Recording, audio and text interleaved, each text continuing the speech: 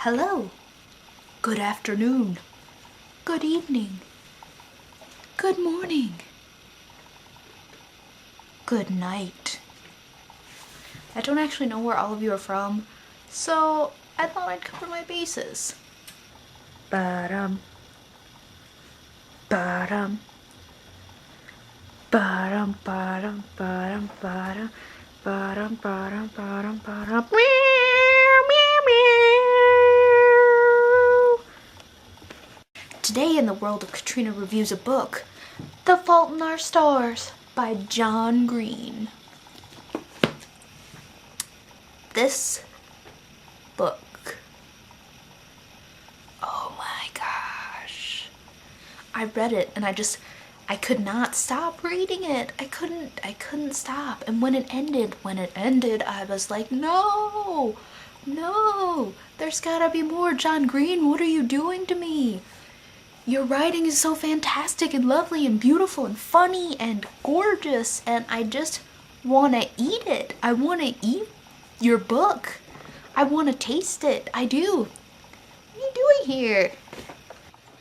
So, I probably won't eat it so I can read it again, but I'd like to tell you all a little bit about it because you should read it too. So, I am a sucker for teenage tragedy. It is a problem I have, it's a problem I've been working with, it's a problem I've lived with for all of my life. But I must say, it's not a problem I really regret. I like it. The Fault in Our Stars. Heartbreaking book. Beautiful.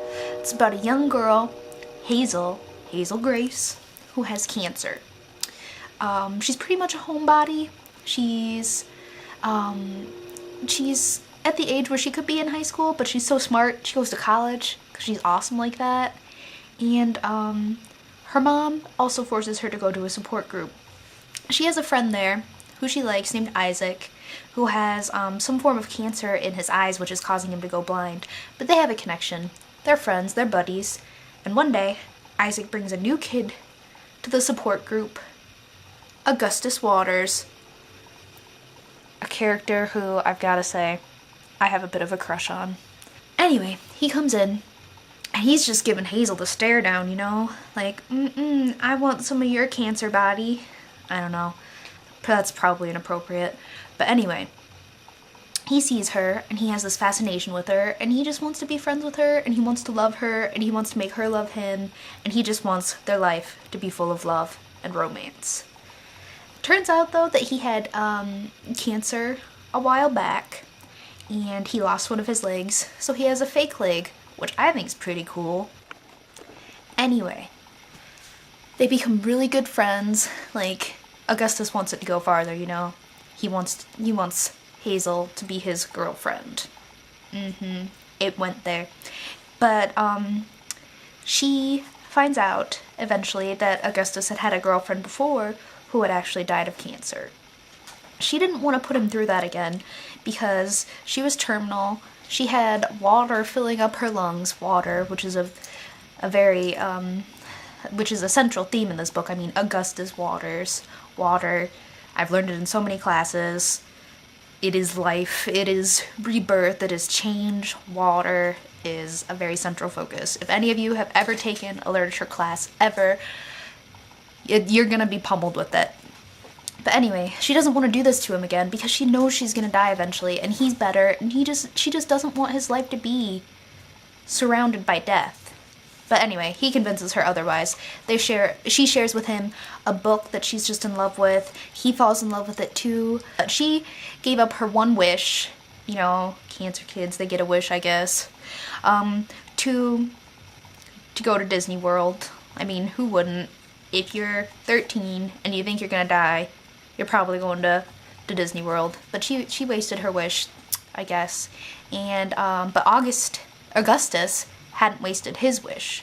So he decides he's gonna take Hazel to Amsterdam to meet the writer of her favorite book, which is beautiful, amazing, wonderful. And anyway, over the course of time and over the course of a whole bunch of horrible things happening, they get to Amsterdam. Things don't work out so well. they get some bad news. It turns out that, spoiler alert, I'm sorry, Augustus is actually sick again. And it's horrible because he had no chance of getting sick again, like little to no chance of getting sick again.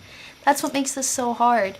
And it's just, the book is about life and how it happens. And the pain of growing up, but also with growing up with a disease, growing up different, growing up as an outsider, as someone who is not part of the world. It's horrible. Why does young love have to end so tragically? Anyway, I won't give away the ending completely, but just have a box of tissues nearby. And make sure you have the time to sit down and read the ending of the book in its entirety, because you're not going to want to put it down. So don't be like, I'm going to read some of this book before class, and only have like 10 minutes before class, because that's not enough time to appreciate it fully.